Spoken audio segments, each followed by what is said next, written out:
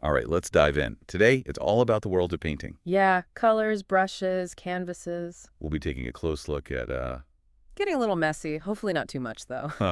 hopefully not. Mm. We're exploring an excerpt, actually, from The Art of Painting, a journey through creativity, emotion, and expression. Ooh, that sounds intense. It is, and, it's more than just, putting paint on a canvas. Right. It's really a journey of how artists, all kinds of artists, transform emotions and stories into a visual experience we can all connect with. Yeah, and the source actually calls painting a noble medium, which always makes me wonder what makes it so special compared to other forms of expression? Like, what sets it apart? It really makes you think, it's considered a fine art form, not just like Uh-huh. a craft. Right. Is it because it captures those feelings like grief or joy and makes them something we can actually see? Hmm. Maybe. I mean, think about it. How would you even begin to show someone what grief looks like? It's hard to put into words even. Right. But painters, throughout history, they've been tackling these big, complicated emotions. Making something abstract and making it real. Exactly. Like Picasso's Guernica. It's abstract, yeah, but it hits you with the force of war's horrors. Just shapes and colors, but it goes so much deeper than just showing what happened? It really does. You feel it. You do. Now, the excerpt also dives into all those different painting styles, Oh, yeah. like the whole realism versus abstract thing. It's almost like they're on opposite sides of the art world. Totally. It's one of the things that makes painting so fascinating to me. You've got realism, which is all about detail, capturing reality as closely as possible. It draws you in because it's like a mirror to the world. Like a photograph almost. Yeah. But then abstract art, it completely breaks the mold. Abstract art asks us to look beyond the surface, to see the feeling, the emotion, the concept behind it. It can be a bit jarring, abstract. It can. It's definitely challenging the way you see the world, that's for sure.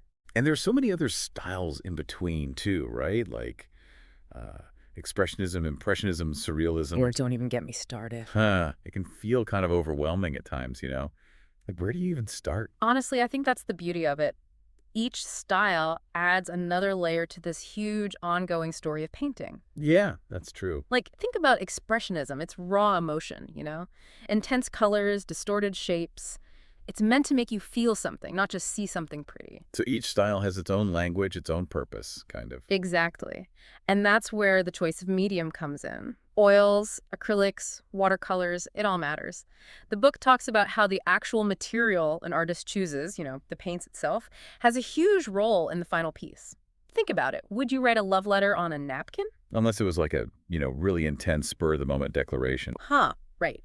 It's about using the right tool for the message. Oils, they're known for those rich textures, that depth of color, perfect for capturing all those tiny details in a portrait. Then you've got acrylics, super versatile. You can layer them, blend them, do all sorts of cool techniques.